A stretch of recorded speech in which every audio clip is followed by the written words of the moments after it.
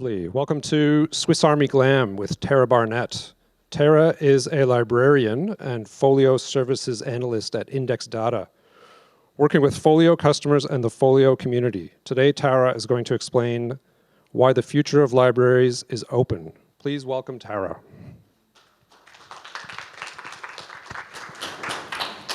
All right. Oh, I can hear myself, so that's great.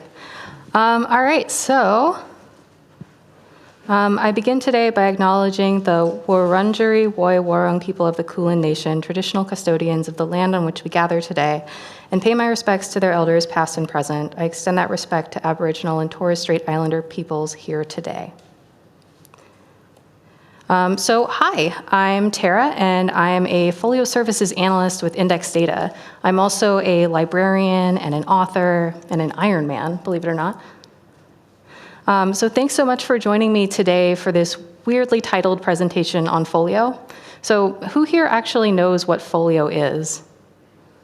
Oh, I see 2 hands. That's better than I thought I was going to do. That's great. So just to set a baseline, which I will totally destroy over the next 40 minutes, here's what FOLIO really is. In the most basic sense, to most actual library users, FOLIO is just a piece of software that you use to run your library, right? There are a few features of FOLIO that make it special, but really to the people who do day-to-day work, it's not that different from any other library system. Except it kind of is. And the reason it is special is because it is open. So FOLIO stands for the future of libraries is open, and hopefully that means that everything I'm about to say is inherently interesting to the people in this room. FOLIO is pretty much defined by its openness. Not only is it open source, it's an open community as well. To be honest, I really struggled with how to talk about FOLIO as an open source software at this conference because it's such a massive topic. And there are so many people better qualified than me who could be here talking to you today about FOLIO, such as my boss, Sebastian Hammer, who is an amazing, incredible open source advocate and literally a million times more experienced than me, or literally any of the developers that I work with at Index Data could have given you an amazing presentation on the technical choices that make FOLIO a really interesting open source product, or our community advocate, Peter Murray, who I stole half of these slides from. Let's just say I feel like I was an unlikely choice to present on FOLIO. But the thing about FOLIO is it belongs to everyone who is involved in the project. And I may not be the most senior or the most technical person who works with FOLIO, but I am a part of this project. In addition to helping libraries like CAVAL here in Australia get live on FOLIO and training and supporting libraries on FOLIO, I also, for example, run the FOLIO Implementers Group, which is sort of a support group for newbie libraries that are getting running on FOLIO. And where they can ask questions that don't fit anywhere else. So who's to say that my perspective on FOLIO is less than anyone else's just because I'm a user? So as I mentioned, I'm also a writer. I write young adult books, and there's a pretty well-known piece of advice, which is write the story only you could tell. And it's been said by like 1 million people, but I'm pretty sure like 90% of them are just riffing off this Neil Gaiman quote. So I'm going to present to you the presentation only I can present, which is a presentation from the ground. Because my job and in the community, I mainly work with actual users who are getting up to speed on FOLIO. And I hope that if you do have technical questions or you do have specific things that you want to learn that I don't talk about, that you'll reach out and I can put you in touch with the right people if I'm not the right person. Speaking of books, and I swear this is relevant, while I was working on this presentation, I also read this book, which is just amazing. It's basically about underground spaces and caving, but there's this amazing quote in there where the author is talking to someone named Merlin Sheldrake, and he talks about how for every very polished hypothesis evidence proof paper that he writes, he also wants to write its dark twin, its underground mirror piece, the true story underlying the tidy narrative of hypothesis evidence proof. And I really like that idea, particularly if we're talking about the idealism in FOLIO as an open source collaboration versus the slight messiness of the actual work. So today, as promised, I'm going to provide you with a presentation on FOLIO entitled Swiss Army GLAM. As it says on your schedule, we're going to talk about the FOLIO ILS, the FOLIO community, and FOLIO users, exploring the space where the three meet, and the challenges of working in an open environment. But I will also be occasionally interjecting this PowerPoint's underground mirror piece, its dark twin. So again, to reintroduce myself, I'm Tara, and I'm an analyst and a librarian and an author and an Ironman, and I'm here to talk to you about Folio today from both sides of the mirror. So, what is Folio, really?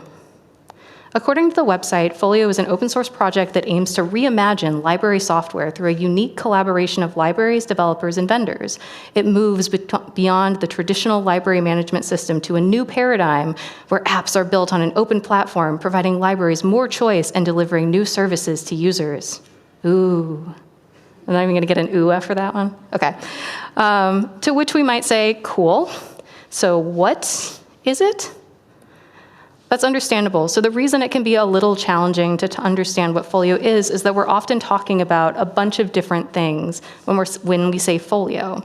So we're talking about a project, and we're talking about a piece of software, and sometimes we're talking about a platform on which smaller pieces of software run. Sometimes we're talking about the community. Honestly, to this day, I am not sure how many definitions of Folio there actually are. So today we're actually going to be focusing mostly on what I would call the Folio community and the Folio users. But in order to do that, I need to tell you at least a little bit about Folio as an ILS so that we have a general sense of why that's important. Okay, so what is the Folio ILS? And before we go any further, I was hoping I could ask a really basic question, and I bet I know the answer. Who here knows what the terms ILS, LMS, and LSP mean? I'm gonna get those two hands back up there. Oh, wait, okay. We got slightly more hands. Oh, and a shaky hand, okay. So when I ask that question, when I do library trainings, I get a lot of like, well, it's an ILS, or they'll say like, an ILS is Sierra or Alma or Aleph, right? It is that it is. An ILS is so important to libraries that it's basically a tautology to most users because it's where we do all of our work. But for non-library people, that's not super useful as a definition. So if you've never worked in a library, an ILS is the system that runs pretty much the whole library. It holds your inventory. It gives you the ability to circulate that inventory to patrons. It lets you buy stuff and track how much you bought. It integrates with other systems. It lets you catalog your stuff. And then we have this other term, which is LSP, which is a new and totally separate thing, but it's actually pretty much the exact same thing, but with e-resources. It's actually a little more complicated than that. And helpfully, LSP means something really specific in the Folio community, but that is like a whole other 45-minute presentation we will not be getting into today. So yeah, I realize if you are not a library person, this is still not super helpful. So hold on to your hats. This is Folio. Ta-da! Wait, I got a ta-da. Okay, we're doing pretty good. So Folio looks like this. And Folio is made up of apps, and those apps are all different, but generally they look kind of like this. So this is our inventory app. It's what holds, all the stuff that you own. It can also look like this. This is the LDP app, which is awesome because it's for reporting. It's my favorite app. I do have favorites. Every app serves a very narrow purpose. So rather than have an app for circulation, we have apps for check-in and check-out. And keeping apps super narrow is an important part of Folio's design. Most workflows that users complete in Folio will involve moving between multiple apps. So I had hoped to very quickly show you Folio working live because as a trainer, it's unthinkable to me to give a presentation on Folio and not actually show it to you. So this is what Folio looks like. And what we saw in those screenshots were these apps up here. So these are all of the apps in Folios, and we've got even more here.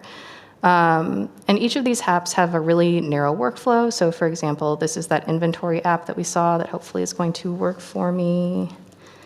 We can search an inventory. We can look at an item in inventory. We can copy that item's barcode.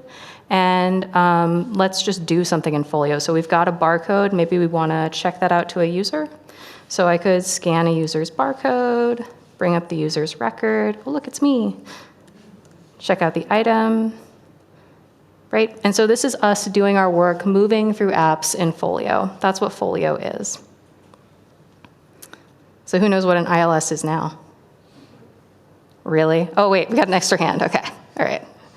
I reached one. What more can you ask for? Where is my mouse? There we go. All right.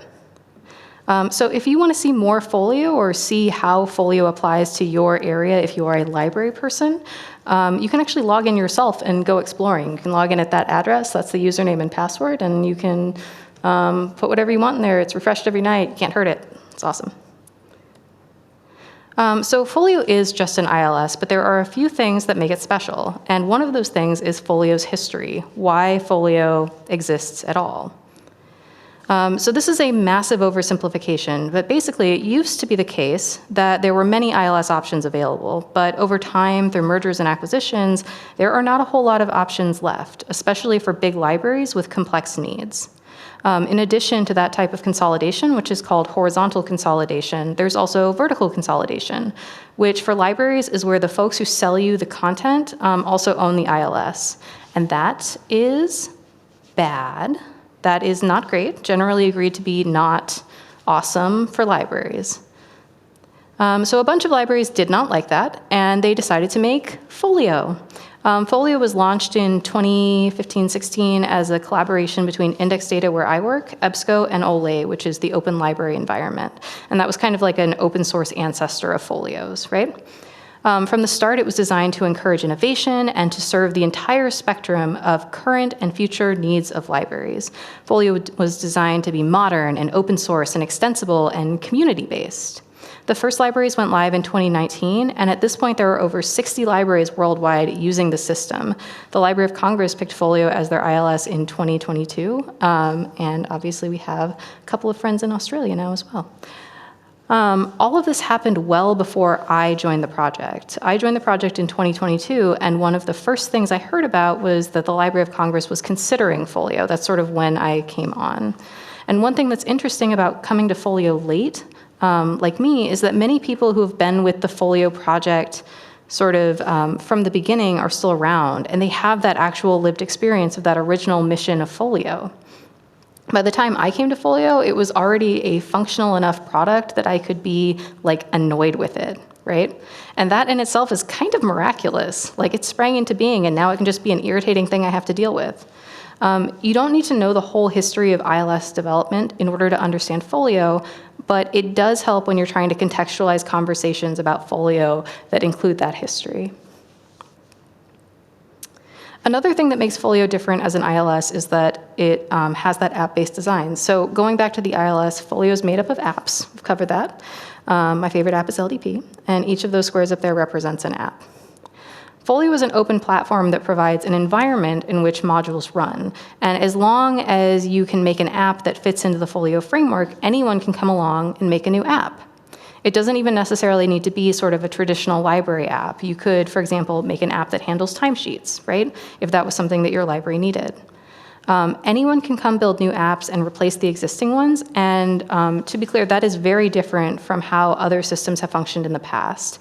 Other module-based systems, like if you're familiar with library software, might look superficially the same, but in general, you can't take a chunk out of most ILSs and just replace them with your own parts. And Folio does work.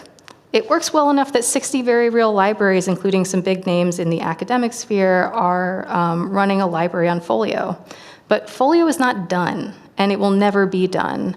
And the ways in which it is not finished can be painful for libraries who are on Folio today. As tools get refined and added, things get better, but there are some unresolved areas needing development that real users find very challenging.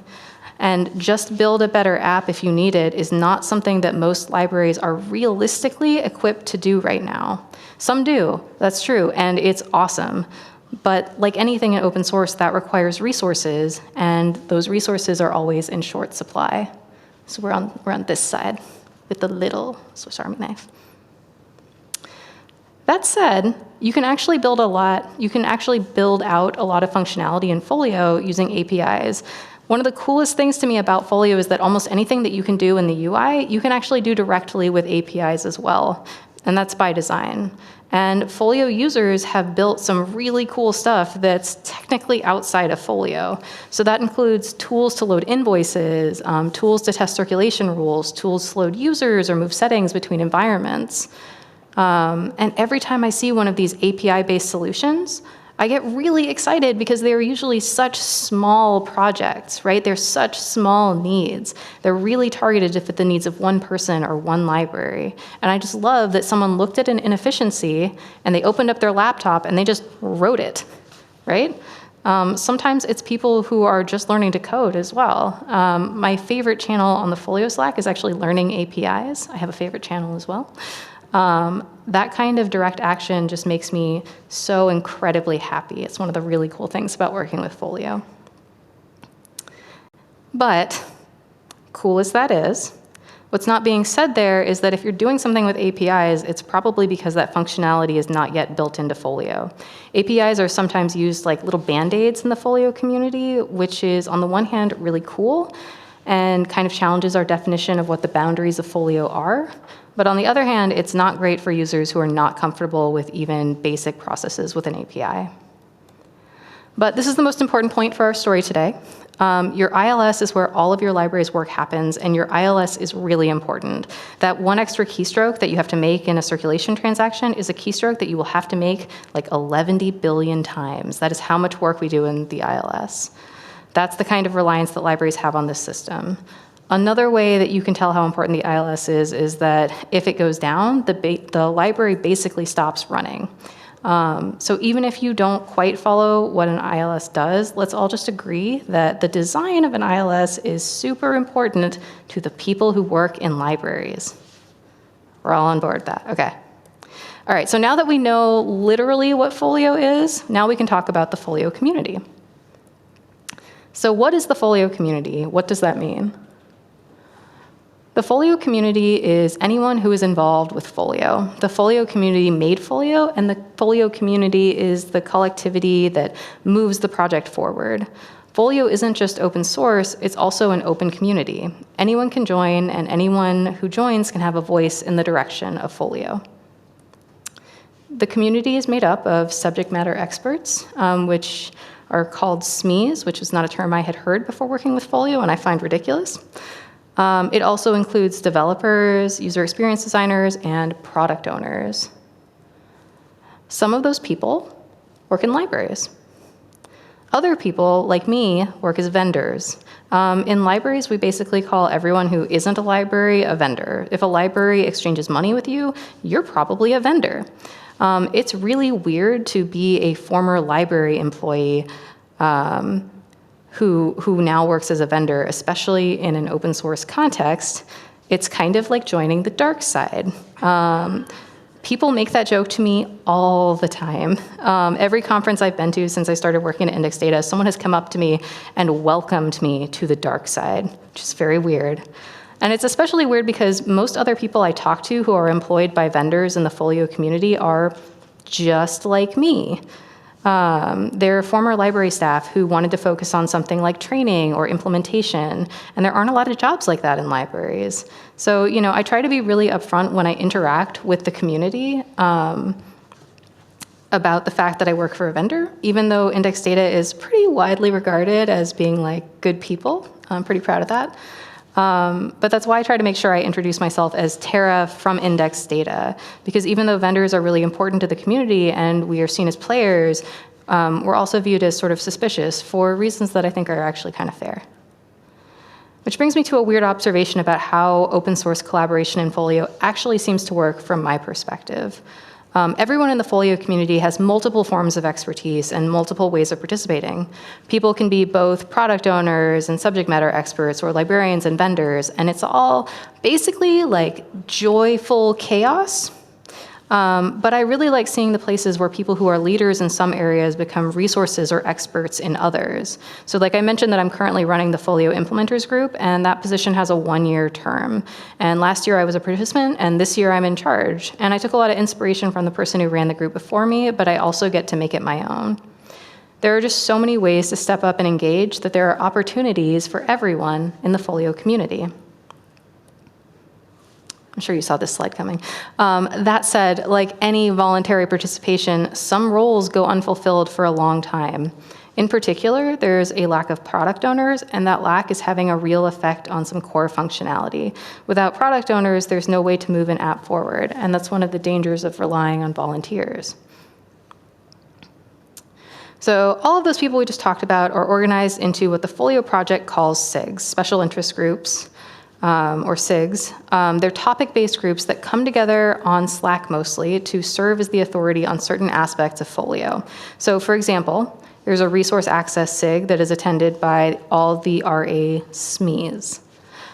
Through special interest groups covering different areas of expertise, the community works directly with product designers and development teams to oversee the apps specific to their interests, with product and technical committees keeping the project oriented in terms of strategic direction and good technical choices. I believe that is how they prefer to be explained. So SIGs form consensus on FOLIO functionality through the creation of use cases, documents, reactions to prototypes, and code snippets. They also document existing functionality, mostly, and contribute to user acceptance testing and bug identification to ensure functionality performs as specified. SIGs serve as a forum for the product owners, subject matter experts, developers, and end users to exchange ideas, develop shared goals for the FOLIO project, and research and develop new interchange standards with widely used software. So basically, SIGs decide how the apps in FOLIO get made and maintained, which is pretty cool. And SIGs can be really, really powerful because FOLIO is designed in such a way that we start with the user experience design, centering the needs of the end users. In theory, the design of FOLIO happens something like this. So we discuss things in SIGs, and things progressively become more real, right? Note my use of "in theory" there, though. In the early days of FOLIO, collaboration in the SIGs looked something like this. Participation was pretty literal and direct, kind of hands-on here. User experience designers took the ideas and needs developed in the SIGs, and they created sketches and then wireframes, which became prototypes, so not working on this side, and then working code, and that's real FOLIO over there. And voila, we have an app. So obviously, today, if you want to make work happen in FOLIO, you should join a SIG, and it will happen. You, too, can put Post-it notes on a wall. Except actually being in a SIG can feel more like this.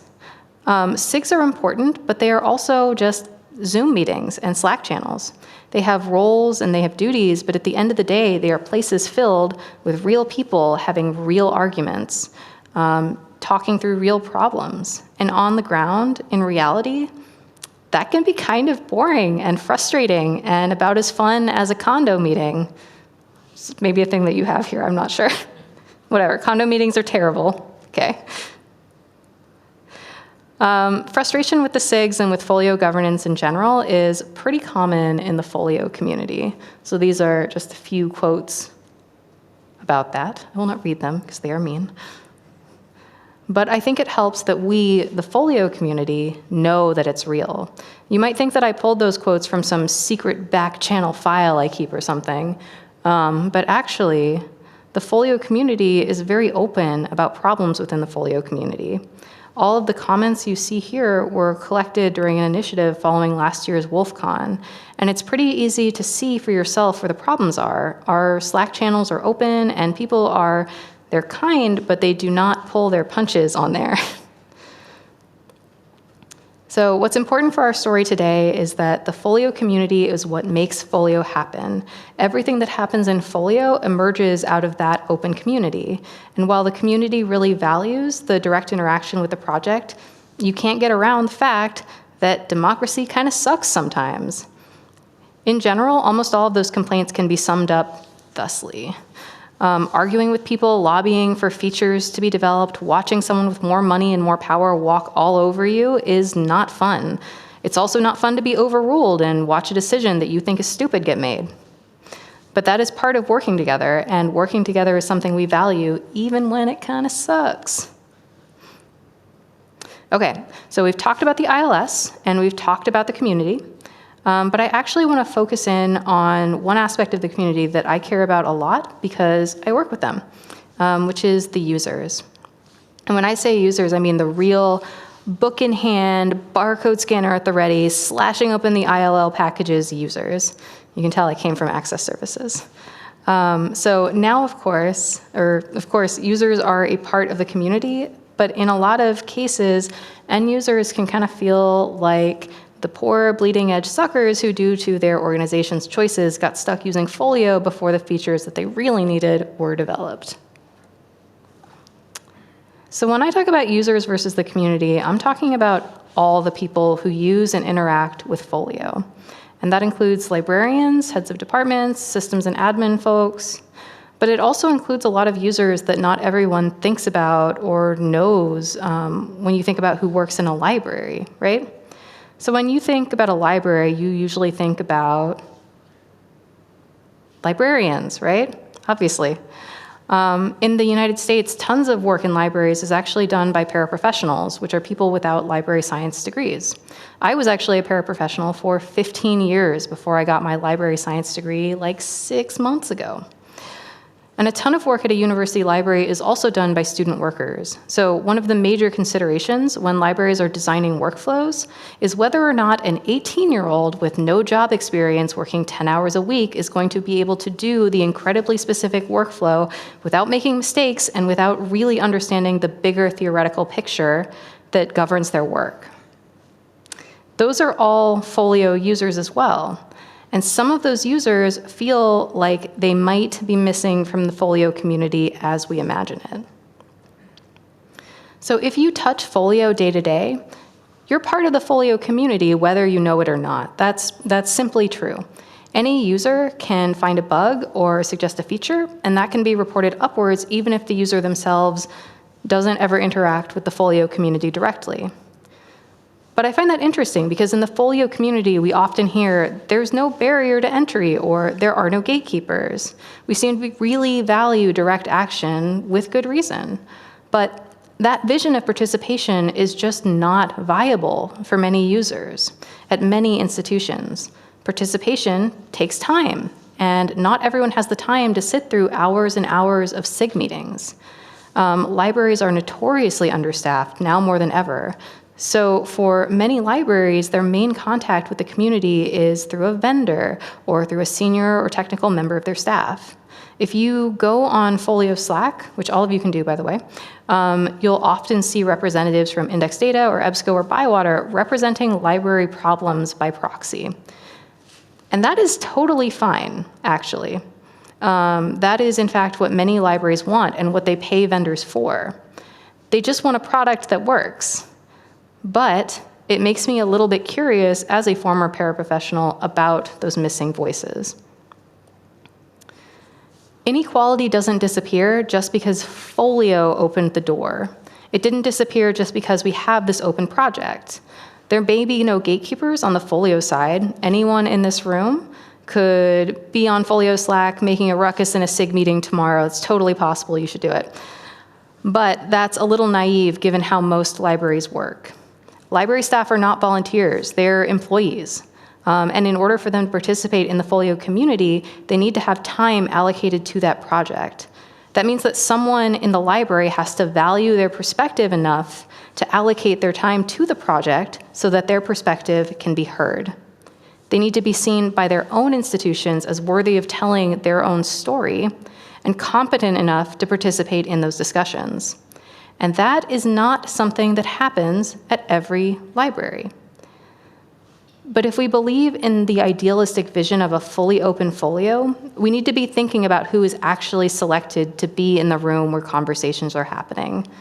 Technically open to everybody is not good enough. So I wanted to talk about the challenges that I specifically see in working with an open source ILS from my kind of weird vendor-y perspective.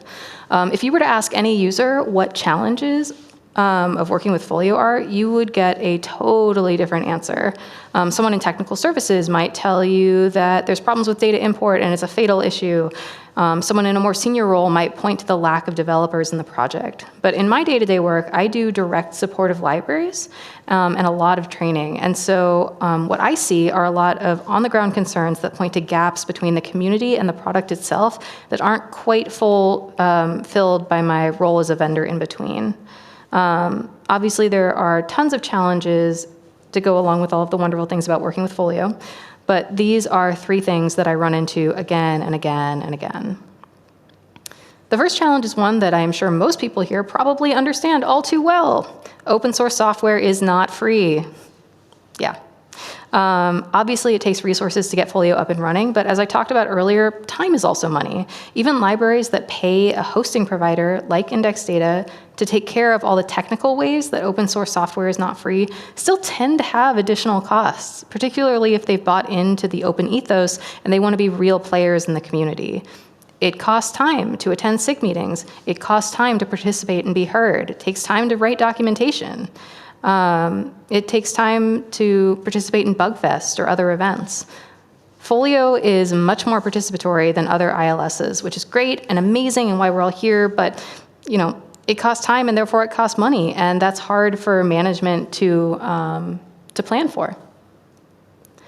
Another challenge facing libraries moving to Folio is that features are still in development, and they always will be, and it's a really hard thing to handle when you're waiting for functionality as an actual end user. It can be challenging in particular for libraries to navigate the things that their hosting provider can or will control and the things that they can't. Just because the software is open source doesn't necessarily mean that we can just reach in and tweak something on a dime. Or, even if we can, maybe we shouldn't. And then the last one is that documentation is very hard to understand in the Folio project. So Folio has documentation that most users would recognize as documentation, but it isn't very process-oriented and it isn't particularly deep. It's easy to figure out what particular fields, like literal fields, are meant for, but how you're actually supposed to do things in Folio sometimes requires talking to a human. When I think of documentation in Folio, I think of the whole messy information landscape that is the product of our community's work together. So troubleshooting in Folio can involve a ton of disparate sources like Jira and a wiki page and a Slack conversation and GitHub. I cannot tell you how many times I've had to hunt down the answer for something that seems obvious in a thread on Slack that's 10 deep. It's taken me a year to have a reliable search strategy that allows me to find out if a behavior I'm seeing is a known bug or if it's just how Folio works, or whatever, That is really, really hard for libraries, and I feel like it makes them artificially dependent on the people who actually know how to do that research, like me. So I don't have a magic bullet solution to these problems, and most of them are way outside my domain, but I do have a couple of suggestions. The first is that I would recommend that library management have a really frank conversation about how exactly they are going to allocate library staff time to Folio, not just the implementation, but all of the things that go along with it. The most insightful thing I've ever been told about library mission planning is show me your budget and I'll show you your values. Right. Second, I would recommend that all library staff get at least a crash course in what open source is going to mean to them and why the institution has made this choice. And when I say all staff, again, I mean all the staff, right? Open source is sometimes a financial choice, but it's often more of a values choice. And that means those who will be asked to make sacrifices have to understand and buy into that mission for the project to be successful. And then third, no matter who you are, no matter what you're doing, no matter how small it is or what your role is, please, if you learn how to do something and it's not written down, just write it down and put it somewhere I can find it. So obviously, Folio is very interesting for developers and for people who are interested in open source generally, and for cool librarians who do cool coding projects. But I wanted to speak very briefly about why open source matters for librarians who don't code, right?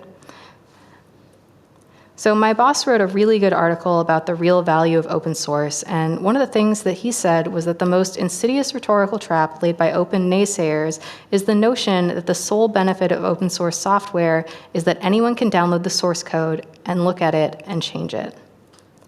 He goes on to say that the most important feature of open source software is that it facilitates a conversation between software creators and users that is impossible to realize in any other model. When I think about why Folio being open matters to me, I think of this word, which is epistemicide. It's a term that's been used for some time in discussions of colonialism, but I encountered this word in a lecture in library school by Beth Patton. A really basic explanation of epistemicide is that it's the killing, silencing, annihilation, or devaluing of a way of knowing. We've talked about how Folio is where all the work happens, and how Folio emerges from the Folio community. Folio is, in a sense, an expression of our ways of knowing in code. It's how we speak what we're doing when we're doing library work. The fact that Folio was built from our knowledge up, from our library needs up, by us, really matters, even if the end product isn't radically different today from other library systems. The fact that Folio can be extended to accommodate new ways of knowing and allow the coexistence of different ways of knowing also matters. We need these structures in place so that we can make space for the knowing of future generations and all the diverse voices to come. That is not something that we should cede to any corporation. That is something that by definition we need to co-own and protect in an open system. And that is why I think librarians should care about open source. Because whether Folio is good or bad, whether it's effective or not, it is ours, and it is us. We're the ones making these things happen. All the problems and all the successes, those are also us. All the people who've worked on Folio before us, all the people who will in the future, they're part of Folio as well. And every day, no matter how many frustrations I have with Folio, I'm excited to be a part of the Folio project. No matter which side of the mirror we're looking at Folio from, everyone in Folio understands we are the project because the project is open. Thank you.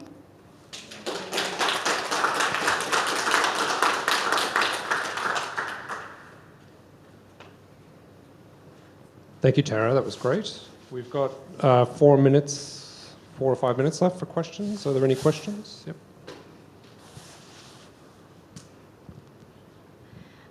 Gonna try and keep this short. Whole lot of context cut out. But basically, so I am studying library science myself, and I am basically trying to catalog my entire collection of books at home. And one of the open source library softwares that I found was Folio.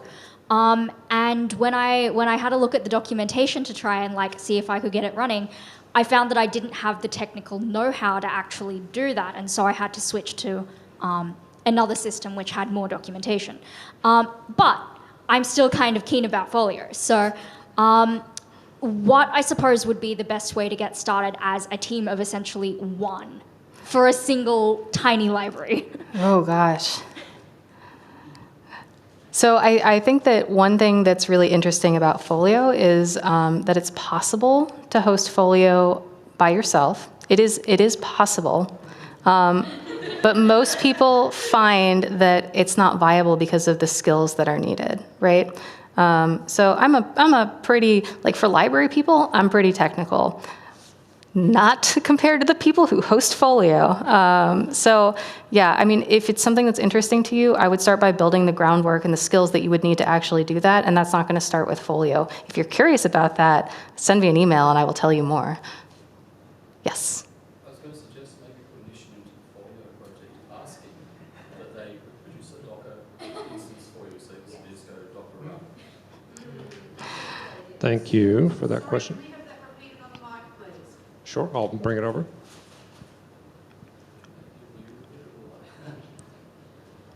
I was just suggesting that perhaps putting an issue in on the Folio project page, or however it's done, to basically ask if they'd be willing to create a Docker image for you, so you can simply just go Docker run on your operating system of choice, which I hope is Linux.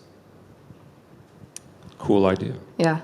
If you want to know a really funny story, so when I first started at Index Data, I didn't understand that Snapshot existed, and I was totally gung-ho. I was like, I'm going to do everything myself. And so I managed to follow the documentation enough to bring Folio up on my laptop, doing things I didn't understand. And then I told the DevOps people this, and they laughed at me because I was like, I don't know. The vagrant was a word I used. I don't know. And they were like, how did you have enough memory on your computer to do that? I was like, what's memory? So yeah, I mean, I would definitely start maybe a little better than I did out of pure spite. So. We have time for one. Yep. This is just a clarification question. Most libraries let people, the users in the sense of borrowers, do things like look up books, maybe check them out and stuff like that. Mm-hmm. Does that, maybe through a kiosk or an online interface, does that stuff link in with Folio as well? Yeah, so are you talking about sort of a Folio, like a discovery layer for users? So Folio works with multiple discovery layers. The one that I'm most familiar with is Viewfind. It's the one I like. But yeah, so it's sort of like a separate system. So this is like your staff people, Yep. and then Folio users, your patrons get to see a beautiful, amazing, browsing experience. All right, we're out of time. Thank you very much, Tara.